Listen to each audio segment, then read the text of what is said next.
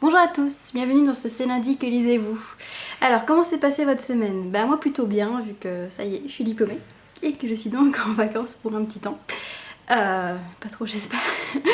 Enfin, bref, j'en ai malheureusement pas profité pour lire plus durant la fin de la semaine vu que j'étais diplômée jeudi, c'est ça. Mais j'essaie de me rattraper donc cette semaine.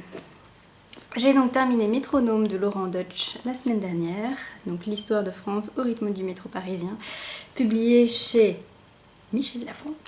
J'ai vraiment bien aimé, c'est vraiment très chouette. Laurent Deutsch arrive vraiment bien à expliquer l'histoire de France. Il sait très bien raconter tout simplement. Maintenant je pense que la version avec les images, donc la version illustrée pourrait être plus enrichissante que cette version-ci parce que parfois on a un petit peu de mal à imaginer les rues de Paris si on ne les connaît pas par cœur. Mais ça reste vraiment très très chouette, je vous donnerai mon avis donc le 15 septembre prochain pour la lecture commune. Alors ensuite j'ai lu comme j'avais prévu Zombie Story, le tome 3, Zombie Planet de David Wellington. Pas terrible comme je le pensais. Par rapport au premier tome, on est vraiment très très loin. L'auteur nous emmène dans des trucs abracadabrantesques. Il y a plein de différents types de zombies. Il y a des momies, il y a des fantômes, il y a plein de trucs comme ça. Mais malheureusement, nous présenter des tas de personnages et des tas de pouvoirs différents, ça ne suffit pas pour faire une bonne histoire. Et là, l'histoire elle est assez banal finalement, on voit bien ce qui va arriver. Mais enfin, j'ai terminé et je suis contente. Donc voilà, une saga unie, c'est déjà pas mal. Et je pourrais donc me lancer bientôt dans Vampire Story, l'autre saga de l'auteur qui paraît vachement mieux. J'ai également lu hier, acheté directement lu, forcément.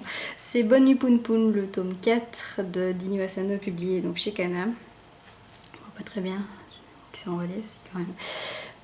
Un tome vraiment vraiment super. On en apprend plus sur l'oncle de Poun Poun, sur Poun Poun devient adolescent et c'est vraiment une saga géniale. Enfin c'est Inu Asano tout simplement. Moi je suis fan donc ne comptez pas sur moi pour être objective. Mais bon j'adore. Alors en ce moment je viens de commencer un petit truc qui s'appelle Jésus contre Hitler, le tome 1, et puis Zombie Nazi de Neil Jonesy, publié aux éditions Walrus, qui est un premier épisode gratuit tout le mois de septembre si ça vous dit.